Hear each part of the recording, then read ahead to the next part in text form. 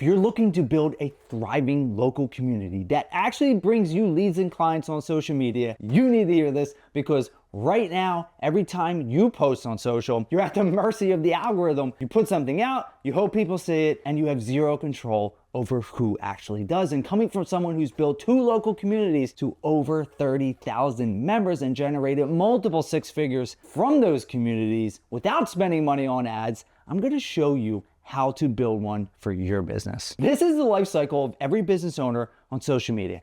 You post on your business page, you post on your personal page, you maybe film a few reels, and you're at the mercy of the algorithm with every single post. Like, you put something out and you just hope that somebody sees it, right? But there's a way to completely flip that, where you actually own the audience and the algorithm can't affect it as much as it can on your pages. Again, on your personal and business pages, the algorithm decides who to see it. You could post the best piece of content in the world, and Facebook or Instagram might show it to like 3% of your followers. You have no direct access to them either, right? Like, you can't DM them unless they comment or they like it, and the views you get don't really mean much because they're just mainly vanity metrics. So you're building on rented land that you do not own, right? And then on top of that, you're in other people's conversations. You're showing up in other people's groups, which is great, and you should do that, but you're always a guest and you never own the room. So let me show you exactly how to own the room step by step. All right, the first thing that you need to figure out is what your group is actually going to be about. And this is the part where a lot of people, they just get it wrong. Your group should not be about your business. And I know that sounds weird, but hear me out. If you're a financial advisor, your group should not be John's Financial Services. Nobody's joining that, okay?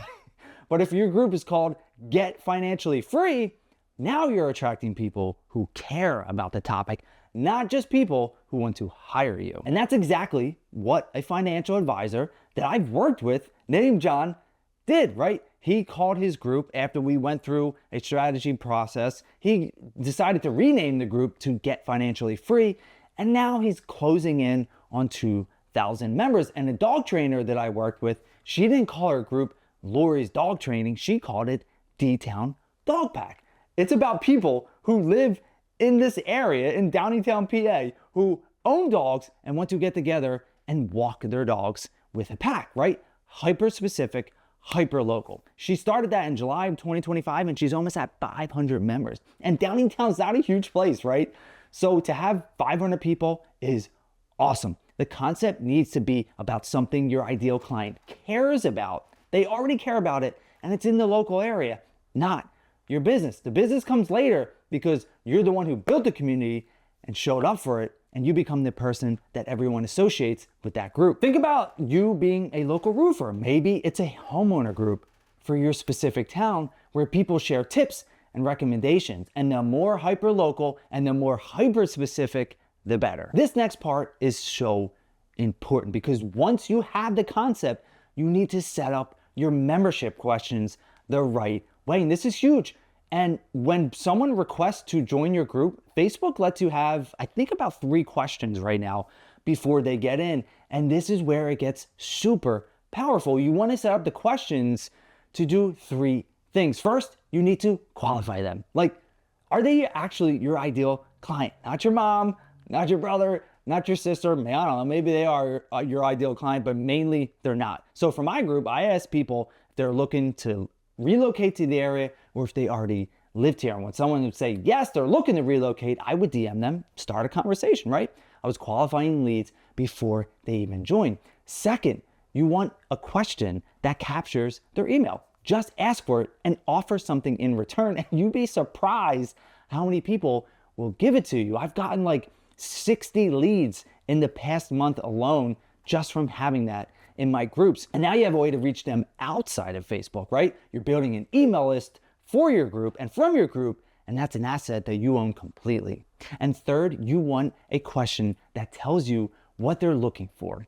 What do they get out of the group? What are they struggling with? And now your members are literally telling you what kind of content to create, and that is gold. And here's the thing, I've been so selective with allowing people to join my groups. I have actually turned away more people, tens of thousands of people that I've let in over the years because they didn't answer the questions and they didn't fit my rules. And that is by design, because a smaller group of the right people is way better than a huge group full of randoms that are never going to engage or spam you. Now, how do you actually get your first members? Because this is where everyone gets stuck. And here's the thing, your first 50 members should not just be strangers alone. Don't go post in random groups trying to get people to join yours unless they're the right fit.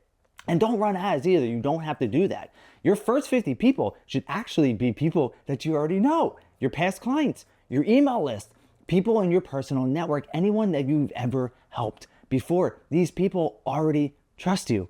And here's what you can say to them. It's so dang easy. Say, hey, I know it's been a while since we chatted, but I was just thinking about you because I started this new community and I know you're still interested in whatever it is, right? I'd love to see you inside. That's it. No sales push, just a genuine offer. And this works because they already trust you. They engage because they already know you, and that early activity is everything, because when new people look at your group and see real conversations happening, they want to be a part of it. And nobody wants to join a dead group, right? Like, it makes no sense for them. So your first 50 members create all the momentum that attracts the next 50 and the next 50. And here is an important tip. When new members start joining that you don't personally know, and that will happen once your first members start engaging, send them a DM saying, hey, just saw you join the group. What's your business? Tell me a little bit more about it. Or, hey, thanks for joining. What made you want to be a part of this? Just start a real conversation, one at a time, right? Don't spam a bunch of people at the same time. Just start real conversations. That's how you keep the momentum going and make new people feel welcome. So you've got your group live and you've got your first members in.